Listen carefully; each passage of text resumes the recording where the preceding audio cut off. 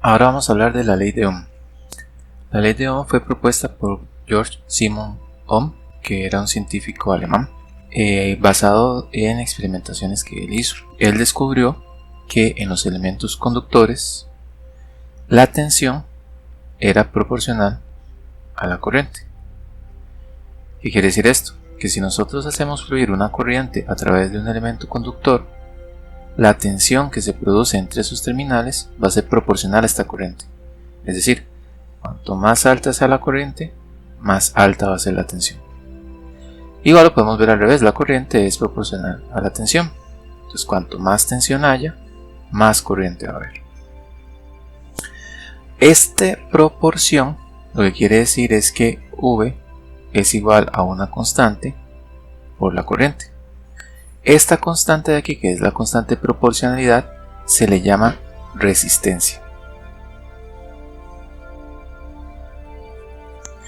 La resistencia es una propiedad de los elementos conductores y lo que me dice es que tanto se resiste un cuerpo al paso de corriente. Cuanto más grande sea la resistencia, más difícil es que por ahí logre pasar una corriente. Entonces, digamos, si tenemos un elemento que puede ser perfectamente un cable, este cable de aquí tiene un área transversal y tiene una longitud. La resistencia va a ser igual a un valor que es propio del material, que se llama resistividad, multiplicado por el largo y dividido por el área transversal. Cuanto más largo sea este elemento, más resistencia tiene, más le va a costar a la corriente pasar. Cuanta más pequeña sea el área, más resistencia va a tener. Cuanto más grande sea el área, menos resistencia va a tener. Esta resistencia se mide en una variable que se llama ohms, que se representa mediante este símbolo que es una omega mayúscula. Un ohm es igual a 1 volt dividido por 1 ampere. Ahora, en electrónica nosotros solemos utilizar unos elementos que se llaman resistores. Estos resistores tienen la característica de que son un elemento que se resiste en cierta medida al paso de la corriente. Lo que pasa es que en el habla popular nosotros llamamos a estos resistores resistencias. Entonces, lo correcto sería decir que un resistor tiene una resistencia de tal valor, pero lo popular es decir una resistencia de tal valor. Entonces no vamos a hacer mucha diferencia en esto, entonces podemos llamarlos resistores o resistencias a estos elementos, pero lo correcto o lo más correcto sería decir que es un resistor, que este elemento es un resistor y su valor de resistencia es tantos ohms. Ahora, estos elementos, por tener una propiedad que relaciona su tensión y su resistencia, pues lo que hacemos normalmente es ponerle un símbolo especial. Y el símbolo especial de las resistencias es este de aquí, que es un cable, pero que está doblado, por decirlo de alguna manera, para que se note que a la corriente le va a costar pasar por ahí. Entonces este va a ser el símbolo que nosotros vamos a utilizar para representar una resistencia. Ahora, si la resistencia tuviera un valor variable, es decir que esta R puede cambiar, lo que normalmente se hace es agregar una flecha transversal de esta manera. Ahora, algo muy importante, vean que aquí se dibujó la corriente entrando por el nodo positivo de la resistencia.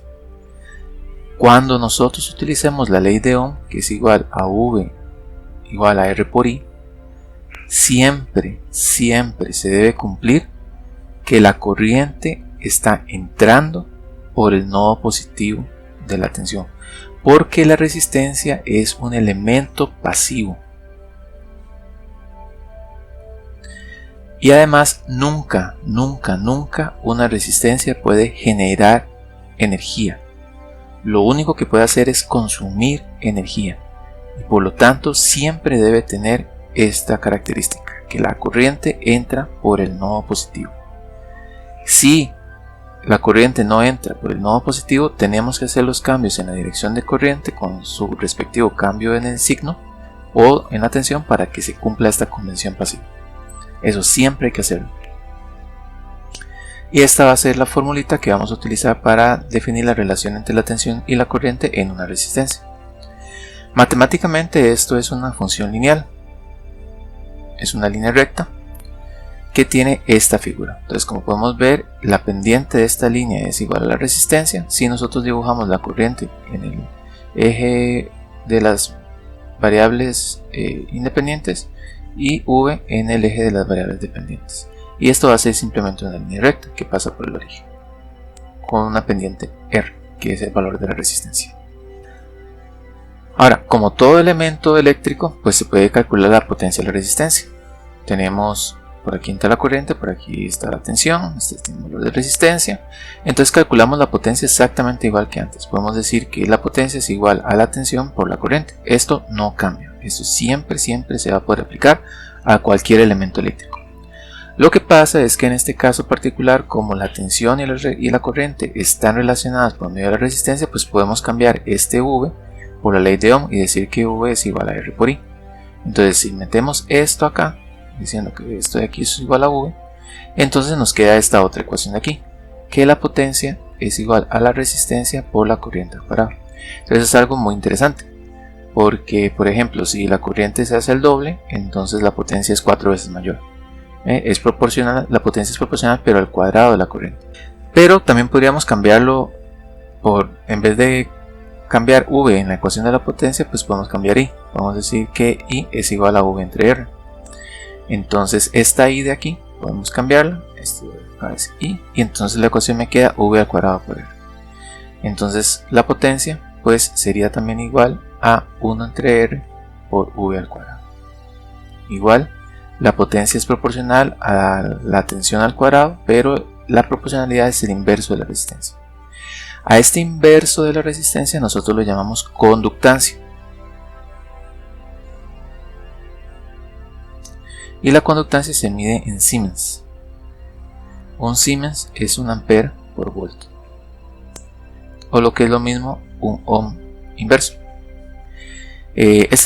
Uno puede decir, por ejemplo, que la conductancia de esta resistencia es tanto. Igual podría decir que la resistencia de esta resistencia es tanto. Cualquiera de los dos se puede utilizar.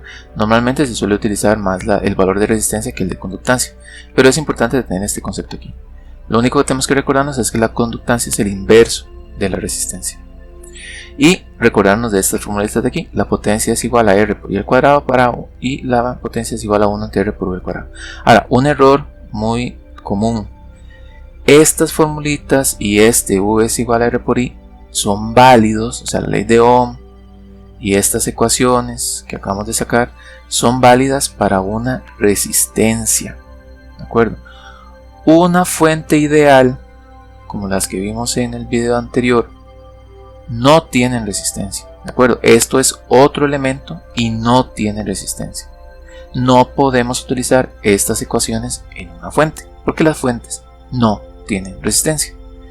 La resistencia es un elemento que tiene esa particularidad, tiene resistencia, ¿de acuerdo? Entonces nada más ese cuidado. Para una fuente siempre vamos a tener que usar que P sea igual a V por I, nada más. No hay una relación entre V y I, lo único que es que si es una fuente pues mantiene constante de la V o constante de la I. Pero esto solo lo podemos hacer para resistencias. Un elemento que se deriva de estas ideas de resistencia es el circuito abierto. El circuito abierto se puede considerar como una resistencia cuyo valor de resistencia tiende a infinito. O bueno, dicho de otra manera, es un resistor cuya resistencia tiende a infinito. ¿Qué pasa si la resistencia tiende a infinito? Pues veamos. Si nosotros decimos que V es igual a R por I en una resistencia, si despejamos la corriente, nos quedaría que V dividido por R es igual a la corriente. Ahora, si tiramos el límite cuando R tiende a infinito de V entre R, esto da 0. Entonces la corriente sería exactamente igual a 0. Entonces un circuito abierto es un elemento que tiene una resistencia infinita y por lo tanto la corriente es igual a 0, que es lo que tenemos aquí.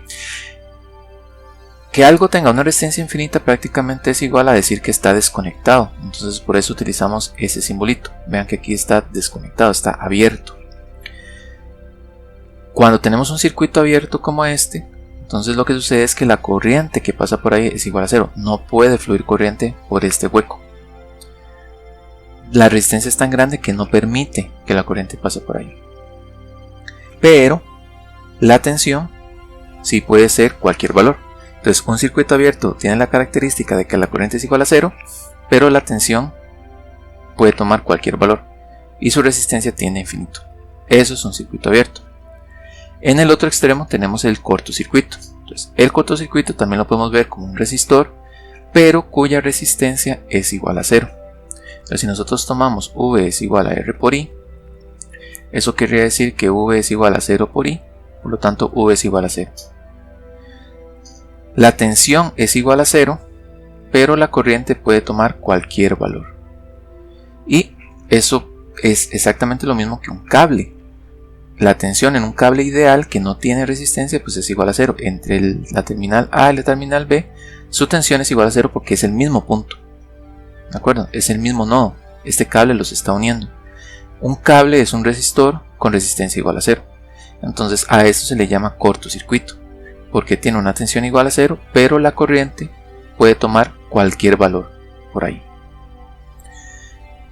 Este concepto de circuito abierto y cortocircuito son sumamente importantes para el análisis posterior que vamos a hacer en los circuitos, porque a veces nosotros podemos hacer algunas aproximaciones de otros elementos, como decir que son circuitos abiertos en ciertas condiciones o cortocircuitos en otras situaciones.